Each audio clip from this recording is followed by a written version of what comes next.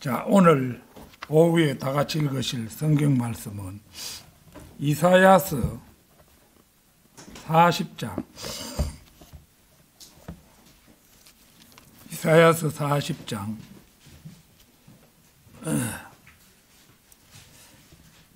28절에서 31절입니다.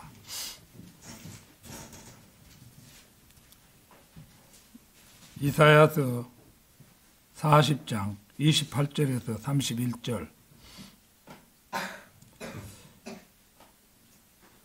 다 찾으신 줄 알고 받들어 읽겠습니다. 내가 몰랐더냐? 영원한 하나님이신 주 곧 땅끝들의 창조주는 기진하지 아니하시며 지치지도 아니하신다는 것을 네가 듣지 아니하였느냐? 그분의 명철은 헤아릴 수 없도다. 그분께서 기진한 자들에게 기력을 주시는도다. 또 기운이 없는 자들에게 힘을 늘리시는도다. 젊은이들이라도 기진하고 지칠 것이요 청년들도 완전히 쓰러지리라. 그러나 주를 고대하는 자들은 자신들의 힘을 새롭게 하리라. 그들은 독수리들 같이 날개들로 치솟으리라. 그들은 달려도 지치지 아니할 것이요 또 그들은 걸어도 기진하지 아니하리라. 자, 이 시간에 드릴 말씀의 제목은 주를 고대하는 자들은 독수리들 같이 치솟으리라. 주를 고대하는 자들은 독수리들 같이 치솟으리라. 이런 제목으로 말씀드리겠습니다. 독수리는 독수리과에 속하는 대형 조류로 천연기념물 제243호로 지정된 새입니다. 겨울철새로 몸 길이는 1m에서 1.5m에 달하며 수리류 중에서 가장 크며 가장 강한 맹금류입니다. 몸 전체가 균일한 암갈색이고 정수리와 윗목에는 털이 없으며 목 주위에는 특이한 것이 있습니다. 초원지대, 고산지대, 강하구를 근거지로 단독 또는 암수 한 쌍이 생활하는 경우가 많습니다. 날 때는 폭이 넓고 긴 날개를 직선에 가깝게 쭉 펴고 날아오르며 날개를 편 채 기류를 이용하여 빙빙 큰 원을 그리며 날아다닙니다. 둥우리는 수목이나 암벽 등 높은 곳에 나뭇가지를 많이 쌓아서 큰 접시용 모양으로 만듭니다. 알을 낳는 시기는 2월에서 4월경이며 산란수는 1개입니다. 대형 부엉이 같은 것은 제가 우리 고향에서 조금 언덕진 곳에 보니까 땅을 크게 이래 우묵하게 파놓고 거기 앉아서 문득 알을 품는 것을 목격했는데 알이 2개 정도 있었는데 이 이제 큰 독수리는 또 그보다 더 커서 이게 이제 암벽 같은데 주로 암벽에 많이 하는데 이거 이제 우리 고향 뒷산에 돌로 된 절벽이 있습니다. 그런데 그 절벽 중간에 나무가 한 그루 나가 있는데 거기에 독수리가 집을 짓고 뭐 이랬는데 우리가 자라날 때는 그런 짓은 안 했는데 우리보다 조금 나이 든 사람들이 그 독수리가 알 낳고 품는 것을 워낙 높은 곳이기 때문에 그 명중하기도 힘듭니다만은 돌을 굴려 가지고 그걸 또 짓궂게 독수리들을 공격한다고 그런 일을 했다고 하더라고요.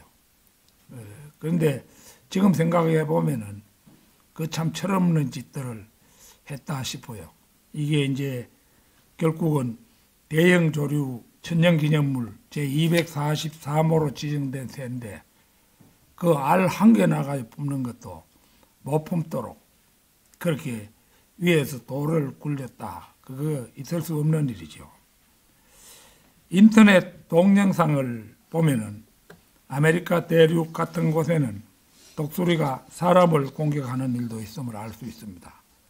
워낙 발톱이 날카롭기 때문에 독수리의 공격을 받으면 심한 상처를 입고 병원에 입원까지 하는 사례가 있을 정도입니다.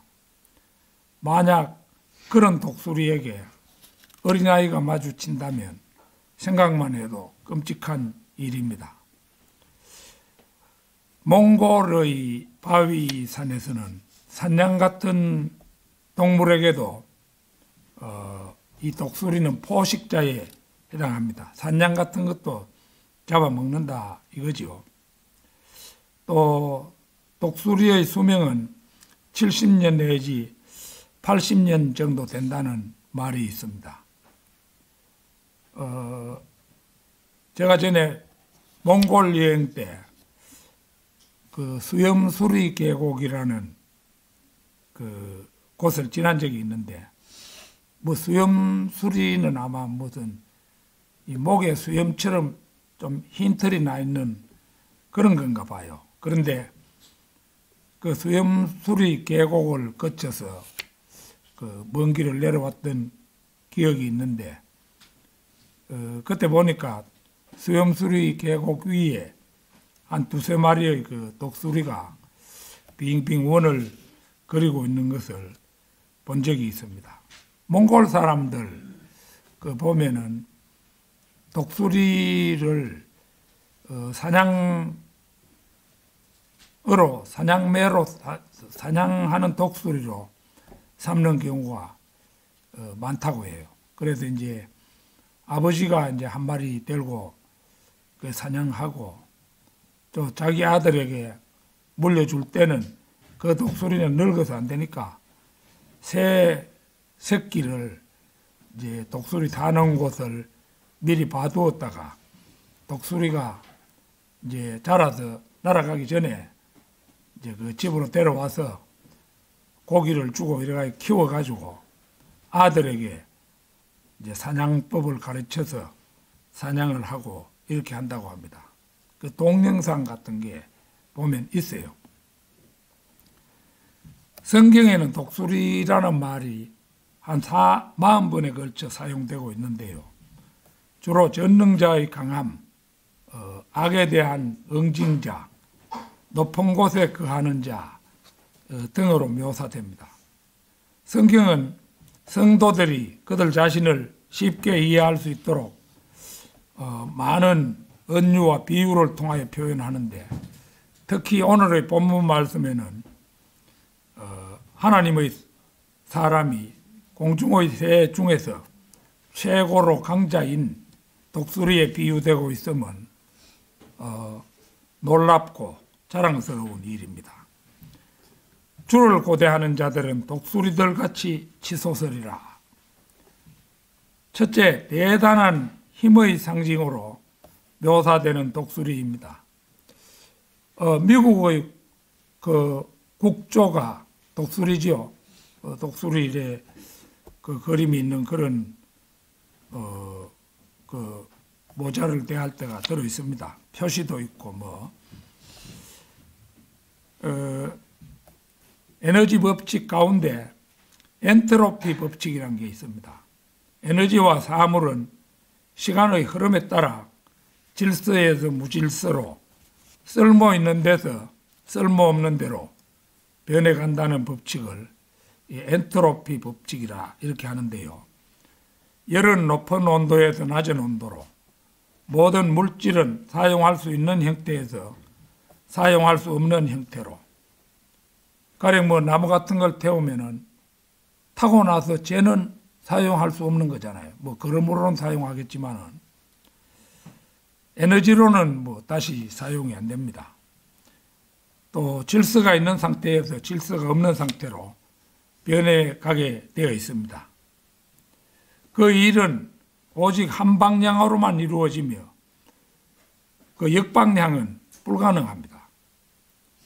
모든 물질도 그렇지만 사람의 몸도 엔트로피 법칙 속에 있습니다. 따라서 한번 가버린 젊음은 다시는 되돌릴 길이 없습니다. 이 우주의 모든 것은 이 법칙 속에 존재하다가 속속 사라져가고 마는 것입니다. 여기에 한 예외가 있습니다. 그분은 바로 우리가 믿는 하나님이십니다. 네가 몰랐더냐? 영원한 하나님이신 주, 곧 땅끝들의 창조주는 기진하지 아니하시며 지치지도 아니하신다는 것을 네가 듣지 아니하였느냐? 말씀 그대로 그분은 영원하신 하나님, 곧 창조주로 그분만은 엔트로피 법칙의 창조자로서 엔트로피 법칙을 추월하여 계신 분입니다.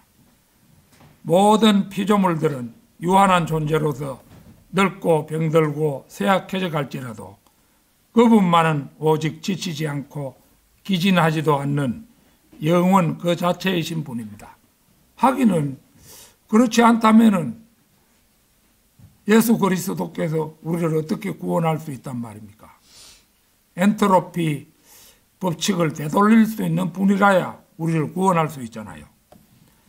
따라서 그분만이 기진한 자들에게 기력을 주시고 기운 없는 자들에게 힘을 늘리실 수가 있습니다. 젊은이들도 기진하고 지쳐 끝내는 쓰러져 가게 될 것이지만 모든 에너지의 근본이신 주를 고대하는 자들은 자신들의 힘을 새롭게 함으로써 절망적인 상황에서도 독수리들 같이 날개들로 치솟을 수가 있다는 것입니다. 그리하여 그들은 달려도 지치지 아니하며 아무리 먼 길을 걸어가도 기진하지 않는다는 것입니다. 우리 그리스도인들이 항상 힘에 넘쳐 달려갈 수 있는 원동력은 소망에 있다고 저는 생각합니다. 자주 사탄은 우리의 소망을 빛바라게 하려 온갖 술수를 다하지만 설사 죽음이라 해도 우리의 소망을 어쩌지는 못합니다. 세상 사람들이 모두 죽음을 두려워하며 나이가 지긋할수록 예외 없이 건강제일주의에 젖어 살아갑니다마는 우리 그리스도인들은 우리의 앞에 있을 휴거에 더 많은 관심을 가지고 누구도 빼앗을 수 없는 소망 가운데 살아갑니다. 요즘 이런 소망을 우리가 더욱 굳건히 가져야 된다는 것은 휴거의 날이 점차 가까워지고 있다는 것이죠. 우리 모퉁이돌 내던 무렵에 처음에 낼 때 이러다가 5월 말에서 6월 초에 주님이 오신다면은 우리 모퉁이돌 한두 권 내고는 가야겠네 이런 생각을 했거든요. 그런데 모퉁이돌이 이번 달 11월호로 31호째를 맞이합니다. 그러니까 그동안에 참 우리 성도들 필진들도 수고가 많았고 또 교정 보고 여러 가지 돌보는 분들도 수고가 참 많았다 싶습니다. 31호가 됐는데 내년에 오시면 이제 또 31호에 좀 얼마간 보태야 되겠고 전내년에 가서 오신다면은 거기에 좀 더 보태야 되겠고 하여튼 그분께서 오시는 날까지 모퉁이돌은 빠짐없이 내야 되겠죠. 내 가는 동안에 어느 날 문득 그분께서 공중에 오셔서 우리를 불러 올리실 겁니다. 이 세상에서 독수리의 날개로 치솟을 수 있는, 달려도 피곤치 않으며 걸어도 지치지 않는 사람이 누구이겠습니까? 바로 휴거의 소망을 가진 우리 바이블 빌리버들입니다. 우리 개개인은 진리를 깨닫지 못했을 때에는 어머니의 태에서 태어날 때부터 빤히 죽음의 외길이 예약된 비극의 주인공들이었습니다. 우리는 모두 우리 자신의 힘으로는 엔트로피의 법칙을 벗어날 수도 피할 수도 없는 연약한 존재들이었습니다. 그런데 2000년 전 어느 날 이 세상에 인간의 몸을 입고 오신 아들 하나님이 계셨습니다. 우리 모든 인류의 구속을 위해 골고다 십자가 위에서 하나님의 피를 남김없이 흘려주시고 이어서 부활하심으로 그분께서는 우리를 구원하실 수 있는 능력을 보여주셨습니다. 멸망에 마땅한 우리가 바로 그분을 구세주로 영접하는 순간 영원한 생명을 예약하는 기적이 일어났습니다. 오직 주님을 앙망함으로써 새 힘을 얻어 날개로 치솟아오르는 독수리들이 된 것입니다. 우리 자신이 바로 독수리들이에요.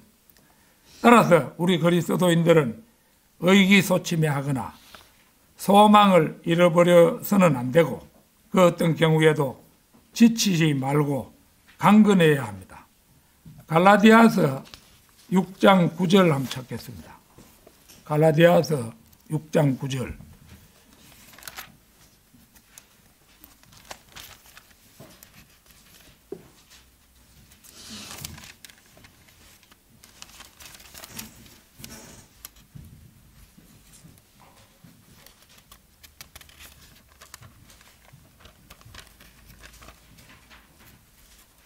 워낙 이 종이들이 얇아서 갈라디아서 6장 9절을 찾는다고 넘기는데 에베소서의 어느새 가 있어요. 6장 9절입니다. 그런즉 우리가 잘 행하는 가운데 지치지 말자. 만일 우리가 기진하지 아니하면 적합한 철에 우리가 거둘 것이기 때문이라.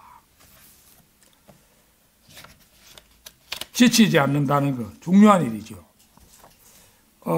제 경우는 남보다는 조금 인내심이 있고 지치지 않는 그런 성품을 타고났다 할까 뭐 그런 게 있었어요. 그래서 신춘문예 같은 거 이거 당선될 때, 맨 처음에 신춘문예 당선될 때 한 10년 걸렸어요. 그 글을 쓰고 투고하고 또 글을 써서 보내고 이러면은 이제 1월달 되면 발표가 되고 이러면 또 실망하지요. 그럼 또 한 해 노력하는 거예요. 그 다음 해 가서 또 보내고 그걸 10년 반복해가지고 마침내 첫 신춘문예 당선이 이루어졌습니다. 그러니까 끈기가 부족하면 그 신춘문예 당선 이런 거는 좀처럼 이루기가 힘들어요. 경우에 따라서는 아주 운 좋은 사람은 한 번 응모했는데 되는 사람도 있습니다만은 자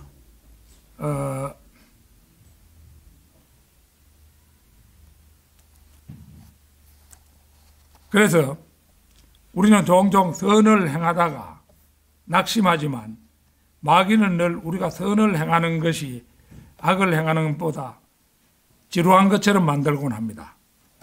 구령할 기회가 항상 주어지는 것이 아닙니다. 따라서 우리는 때를 얻든지 못 얻든지 항상 대비해야 합니다. 우리가 낙담하는 순간 심을 수 없으며 심은 것이 없으면 거둘 수도 없게 마련입니다. 스페인에서는 AD 500년 이후로 그 기회가 사라져 버렸습니다. 스페인 역에는 AD 500년 경에 이미 로마 가톨릭이 들어가 가지고 그 스페인이 남미에 있는 국가라든지 멕시코 저런 것도 다 거기에 해당되고, 그게 스페인 사람들이 들어가서 자기들의 종교를 전했잖아요.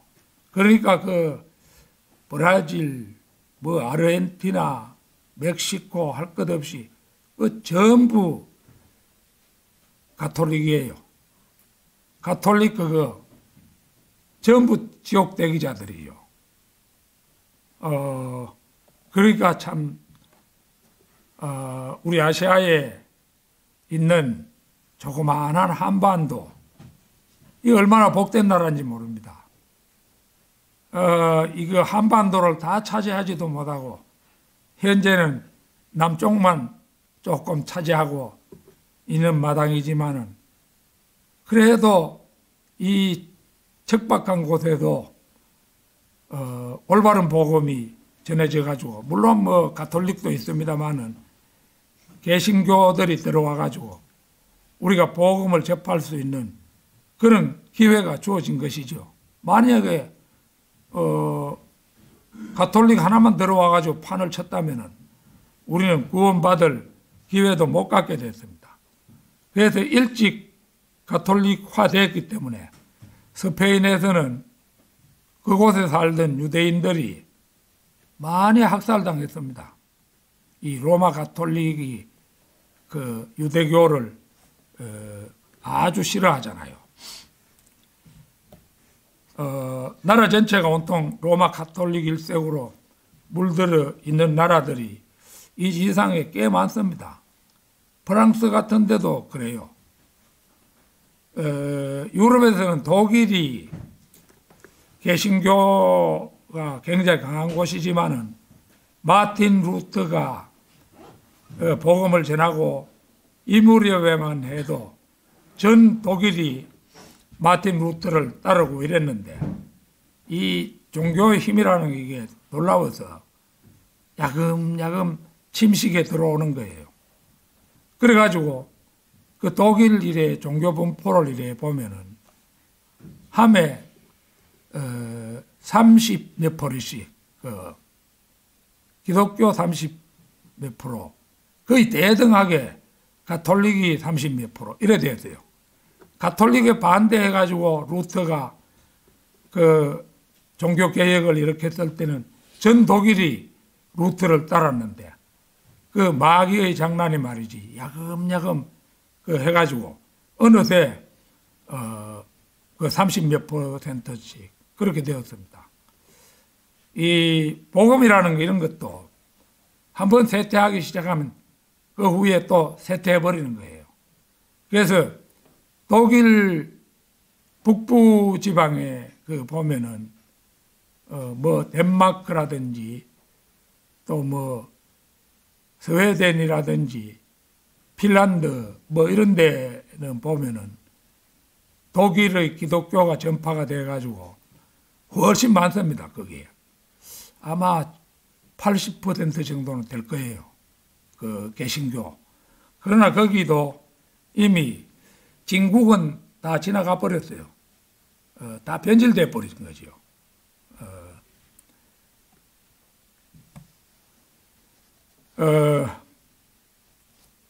여러분의 부모들도 이제 항상 곁에 머물지는 않죠. 아직도 구원받지 못했다면 어느 날 속절없이 우리 곁을 떠나기 전에 주님 앞으로 돌아올 수 있도록 최선을 다해야 되겠죠.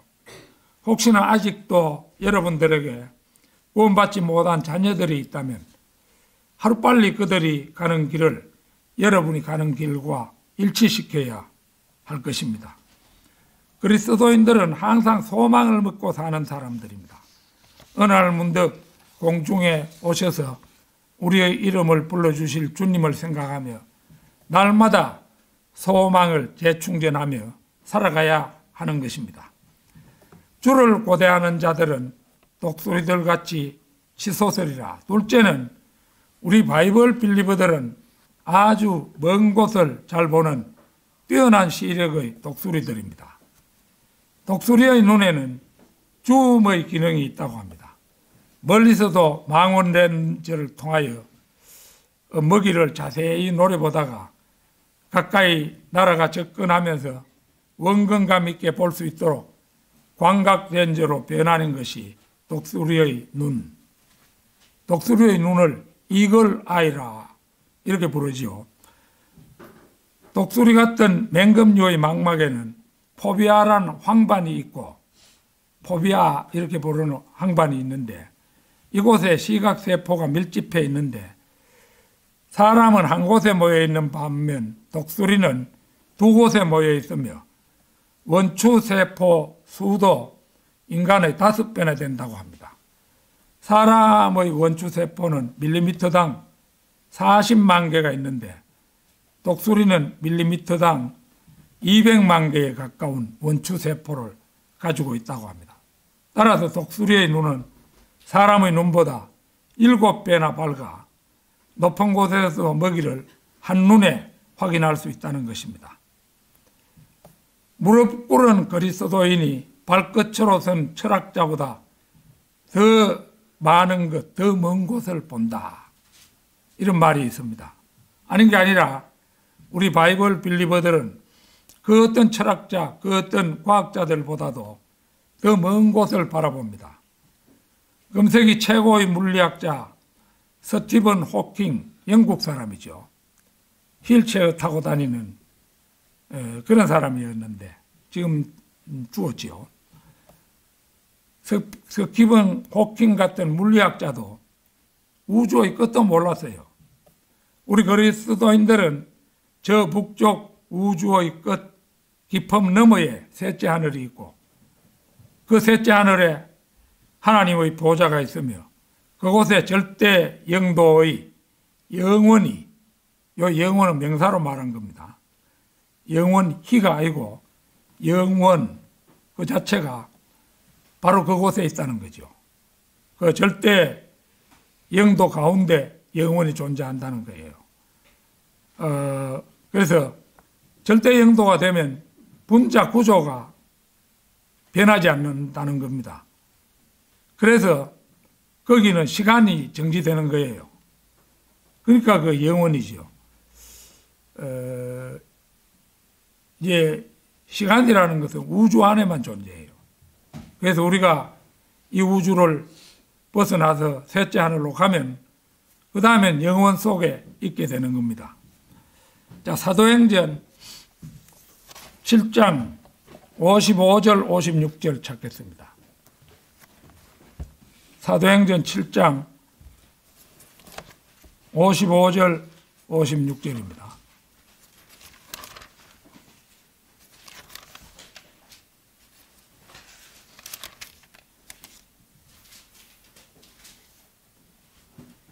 그러나 성령님으로 충만한 스데반은 하늘 확고히 올려다 보았으며 하나님의 영광과 하나님의 오른편에 서 계신 예수님을 목격하였기에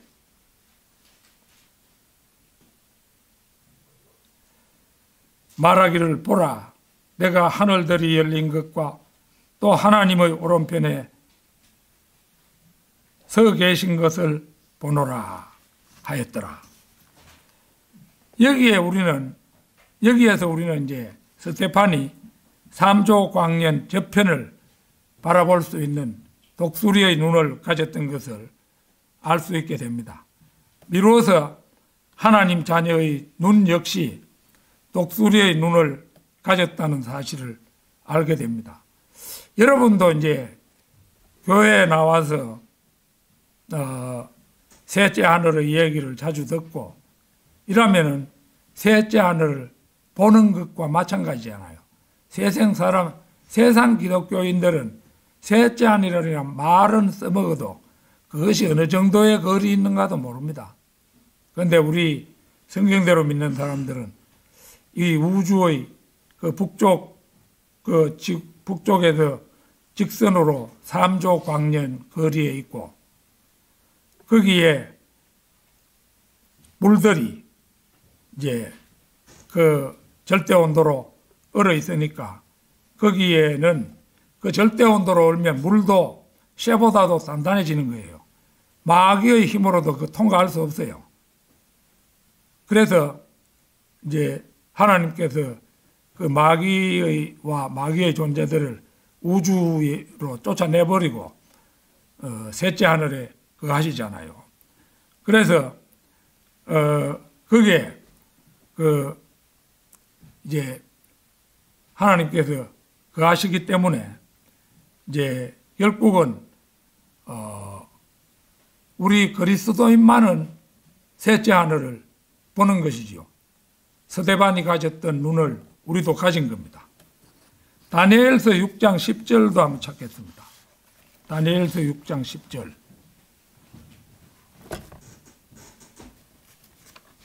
6장 10절.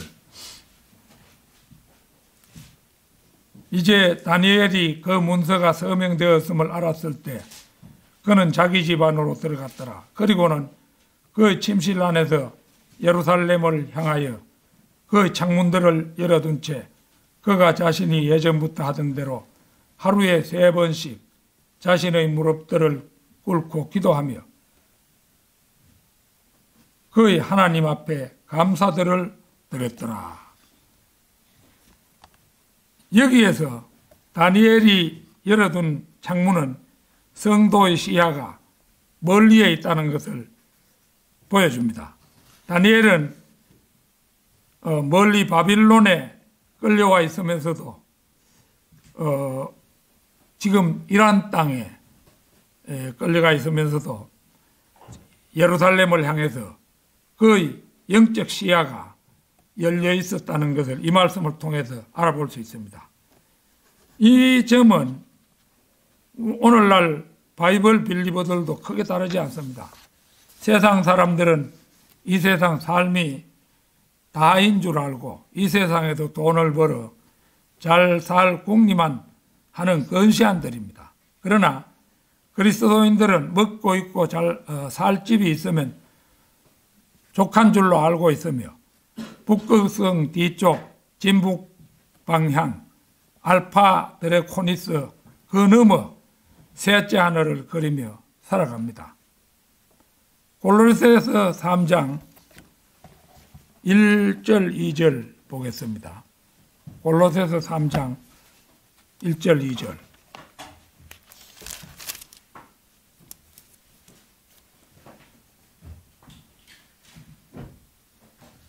그러므로 만일 너희가 그리스도와 함께 살아났으면 위에 있는 그러한 것들을 구하라. 위가 바로 북쪽입니다. 그곳에는 하나님께서 하나님의 오른편에 앉아 계시느니라.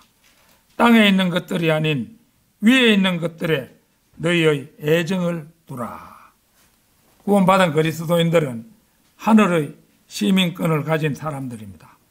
우리의 길이요 진리요 생명인 그리스도께 하나님의 오른편에 앉아 계시고 또 우리의 영도 살아나 우리 몸속에도 우리의 영이 있지만 저 천상의 그리스도의 몸속에도 앉혀졌습니다. 따라서 그리스도인들은 그의 마음이 하늘에 있어야지 이 세상에 있어서는 안 되는 것입니다. 성도들이 영원히 살 집 새 예루살렘은 위에 있습니다. 하나님의 보좌도 위에 있습니다. 우리 구주 예수 그리스도 자신도 위에 있습니다. 먼저 간 성도들도 위에 있습니다. 그리스도의 심판대에서 받을 우리의 상급도 위에 있습니다. 하나님의 영원한 말씀의 진리도 영원히 위에 서 있습니다. 시편 119편 89절에 나와 있지요. 알파 드레코니스를 지난 정북 방향이며 위쪽입니다. 열린문 시대인 필라델피아 교회 때는 미국의 많은 그리스도인들은 저 위 셋째 하늘에 마음을 둔 사람들이었고 신앙적으로 볼 때 그 필라델피아 교회 시대 미국 성도들이 우리보다 훨씬 나았다고 할 수 있어요. 그리고 위쪽 곧 북쪽은 그들 자신에게 실제적 장소였습니다. 이 사실은 우리가 1800년부터 1900년경에 나온 찬송가들을 보더라도 그렇고, 그때의 신실한 종들인 탈마지, 샘 존스, 프랭크 노리스 등의 설교를 읽어보더라도 역시 그렇습니다. 찬송가에 보면 저 배는 천성집 날마다 가까워, 그 찬송 있잖아요. 이게 1800년대, 참 1900년대에 작사 작곡된 그 찬송입니다. 페베라는 자매가 작사한 것을 작곡가가 이제 그 작곡을 해서 요즘 우리가 즐겨 부르는 찬송가가 되었는데요. 그 사람들은 뭐 저 먼 곳이 아니에요. 그분들에게는 하나님 계시는 곳이, 그래서 가까운 곳이라고, 가까운 곳일세 이렇게 말하고 있잖아요. 갈라디아서 4장 26절도 찾겠습니다. 갈라디아서 4장 26절.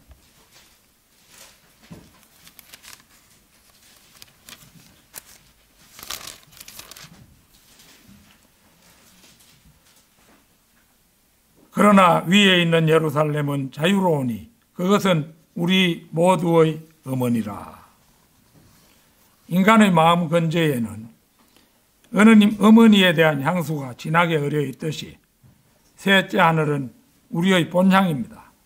셋째 하늘에서 예수 그리스도에 의해 완성되어 내려올 새 예루살렘은 우리가 거할 영원한 저택이니까 어찌 그리운 곳이 아니겠습니까? 그리스도인들은 다니엘이 그의 창을 예루살렘 쪽으로 열어두고 기도한 것과 같이 항상 그의 마음의 창을 하늘에 있는 새 예루살렘을 향해 열어두어야 합니다. 그리고 성도들은 우리 믿음의 창시자요 완성자인 주 예수 그리스도를 날마다 독수리의 눈으로 올려다 보아야 하는 것입니다. 주를 고대하는 자들은 독수리같이 치솟으리라. 셋째는 가스와 연기와 먼지와 기름으로 뒤덮여 있는 세상 위로 솟아오르는 독수리의 비상입니다. 짙은 구름이 잔뜩 끼어 있는 날, 비행기를 타는 사람은 비행기가 구름을 뚫고 날아오르는 순간 놀랄 때가 많습니다. 우중충하고 어둡고 빛까지 뿌리는 지상에서 사람들은 조금 전까지도 마음이 울적하고 어두웠습니다만 구름을 뚫고 솟아오르는 순간에 밝은 대기와 찬란히 빛나는 태양을 바라보며 마음이 온통 기쁘고 즐거워지는 것입니다. 시편 90편 10절 한번 찾겠습니다. 시편 90편 7절.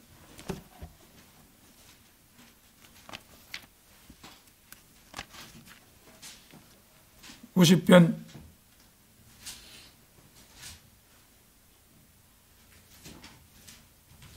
10절입니다. 90편 10절. 우리의 연수들에 속한 날들은 70년이니이다. 설령 강건하여 그것들이 80년이 될지라도 여전히 그것들의 강건함은 수고와 슬픔이니이다. 이는 그것이 얼마 못 가서 끊어지고 우리는 날아가 버리기 때문이니이다. 이게 모세의 기도잖아요. 모세가 지은 시편입니다. 지금부터 3500년 전에 이렇게 훌륭한 시를 모세가 썼어요. 70세 내지 80세를 사는 동안 수고와 슬픔뿐이라면 그 얼마나 허망한 인생이겠습니까?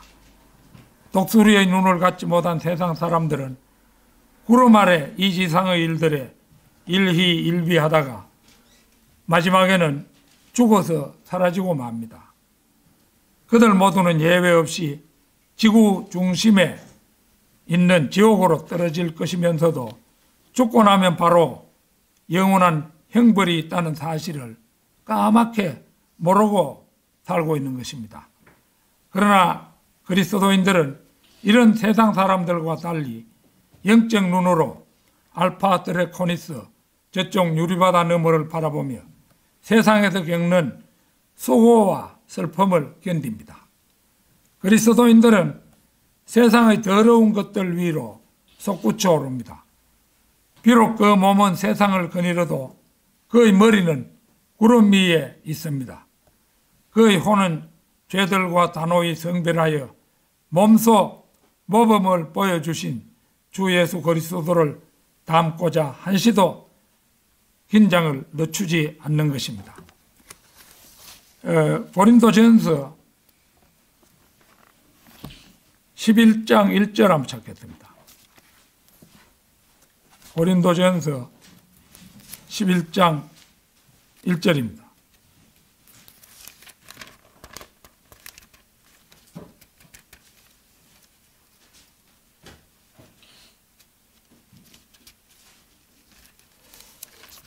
(11장 1절) 나 또한 그리스도를 따르는 자인 것 같이 바로 너희는 나를 따르는 자들이 되라.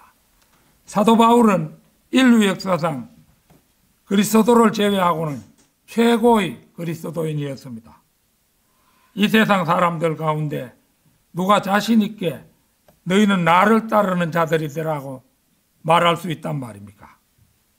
그가 고린도후서 12장에서 셋째 하늘에 가서 만왕의 왕이신 예수 그리스도를 만난 이래 한 번도 뒤돌아보지 않고 그리스도를 따랐던 것처럼 우리도 신실하게 그를 따르는 길 외에 다른 길은 없는 것입니다. 독수리의 날개로 치솟으라. 넷째, 수명이 길기로 유명한 독수리입니다. 독수리는 가장 오래 사는 새로 대략 70년 정도까지 살 수 있다고 합니다. 그러나 70년을 살기 위해서는 40살 정도 되었을 때 어려운 결정을 내려야 한다고 합니다. 내가 여기 소개하는 글은 실제로 내가 본 것은 아니고 인터넷에서 가려 뽑은 글인데요. 이 독수리가 40살 정도 나이쯤이 되면은 발톱이 안으로 굽어 사냥하기도 어려워지고 부리가 가슴 쪽으로 구부러져 먹이를 먹기도 힘들어지며 게다가 날개 힘도 약해지고 깃털도 무거워진다고 합니다. 바로 이때 그는 두 갈래 길에 서게 됩니다. 곧 그대로 죽고 마느냐 아니면 고통스러운 혁신의 삶을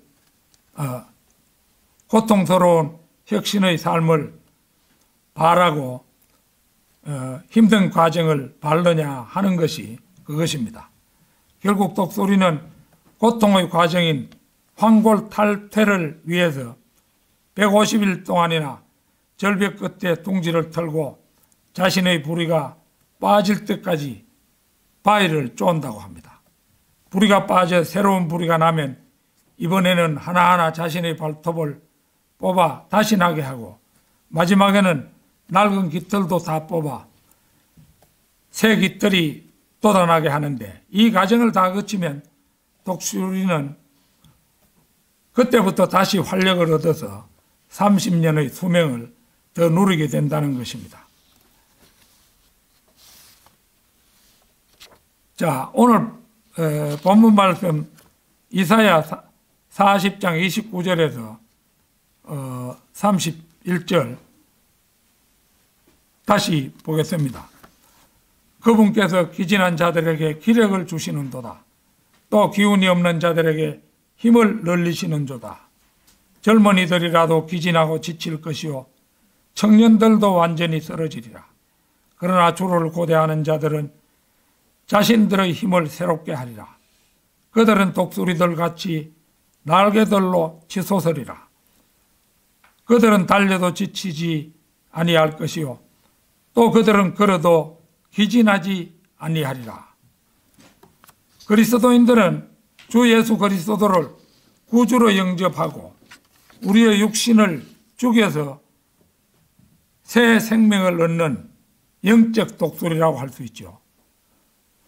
우리 모두에게는 천년 왕국의 왕노릇과 새 예루살렘에서의 영원한 삶이 예약되어 있으니 이 얼마나 독특한 백성이며 거룩한 민족입니까? 결론적으로 하늘 높이 치솟아오르는 독수리는 성도의 표상입니다.